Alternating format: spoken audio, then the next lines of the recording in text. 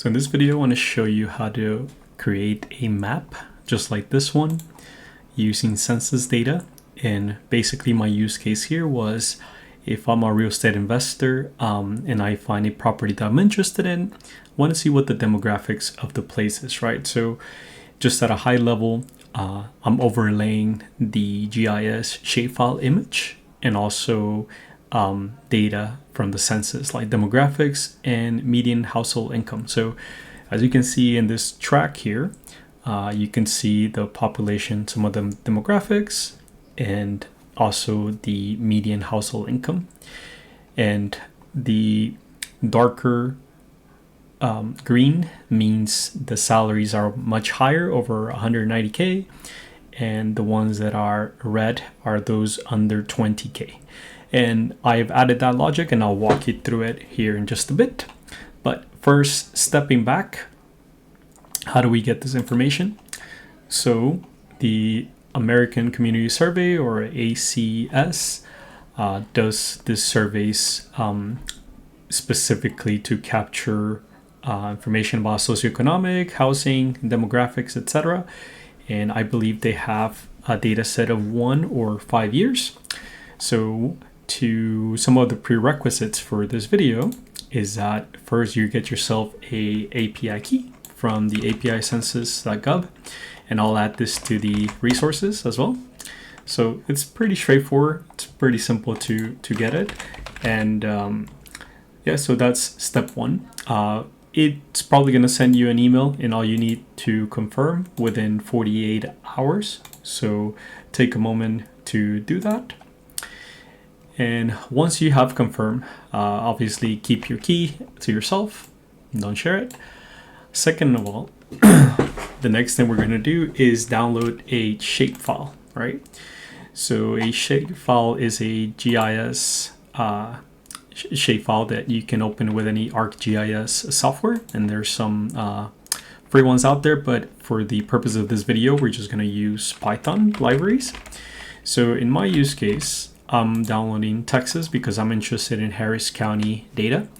So it's going to download a file that's going to be, this one's 48, meaning the Texas, the ID in this context is 48. And what I wanted to touch on a little bit is the track, right? So census tracts are small relative permanent statistical divisions. So one thing that I used to make a mistake on was that I thought this was zip codes, but there's a bit more complexity for those, right? So we wanted to give you some definition straight from the US Census, because each of the tracts may change as areas grow. So if you were to look at a quick map of a census for, say, Alabama, this is how it would look like. And again, I'll add these resources to the video description. So now that we have our API key and now that we downloaded our shape file, right? Again, we're going to now tap into the API. As I mentioned before, there's some that are 5 years, right? The most recent data appears to be from 2022. So this is the API that we're gonna leverage. And it's gonna be this state, county, country subdivision one that we're gonna query. And I'll walk you through it in just a moment. So going back here, this is going to be our output. But if we want to get into it, my first step is that we're going to generate the demographics and median salary. And that's where you're going to need your API, right? I'll make this Python scripts available, right? And in this sense, again, we're querying that ACS 5 for the last 5 years as of 2022.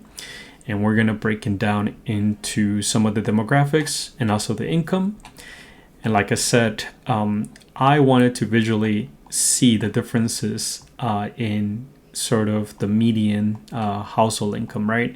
So I'll touch on a little bit on how I did that, but this particular script, the main thing is to be able to generate a CSV or an Excel spreadsheet on what are the demographics and economics of, say, Harris County. Let's quickly run this script. So let's generate the demographics, meaning salary. And again, this should generate a CSV and a spreadsheet. So let's take a look at the spreadsheet real quick. So that way it'll give you an idea of what it's capturing, right? So again, what we're interested in is, well, all this information, right? And as you can see, this is the track, and this is what it will actually use to sort of pull the location, right? And you also have something called the geo ID as well. So if you're manually downloading the GIS shapefiles, you'll most likely use a geo ID.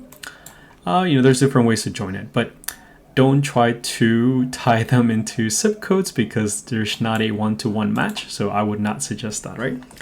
So that's one. So we generated the input data, right? Now the other script will be used to combine, right?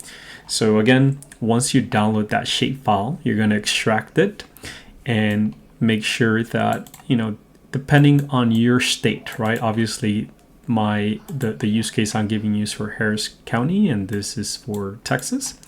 So in this instance, I just put in the specific sort of coordinates to just be within Harris County. And here's what I was talking about with regards to the colors about the median household, right? So I wanted to, again, easily visually determine what a neighborhood or area looks like.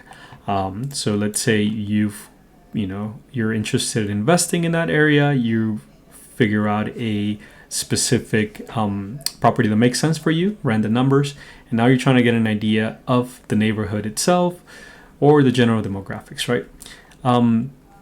Again, adding a little bit of boundaries to make it a little bit easier visually, and and ultimately at the end it's going to join those two information, right, from the data CSV and also from the shapefile, and is going to generate a page so that way we can visually see it.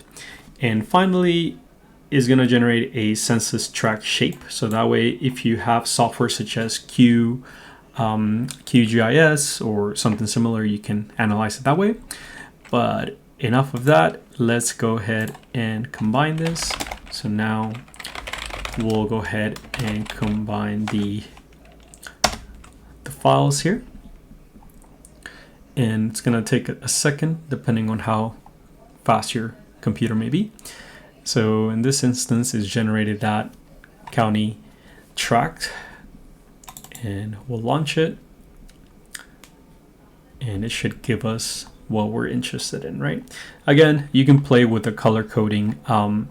The next version of this is going to be to tie it into zip codes, and I have other use cases with regards to complaint data information. So the next one is going to be interesting, where I can determine where the most complaints are coming from, and to give us an idea if there's any correlation between neighborhoods that have been unkept and also the median household income and other sort of factors. So that's how we generate this map. And thanks for watching. What I want to ask you is, since I'm attempting to grow this channel, so like and subscribe it, share it, and if you're interested in, you can join our real estate data and tech leads in Facebook. I'll leave the link here as well. And stay tuned for more, and thank you.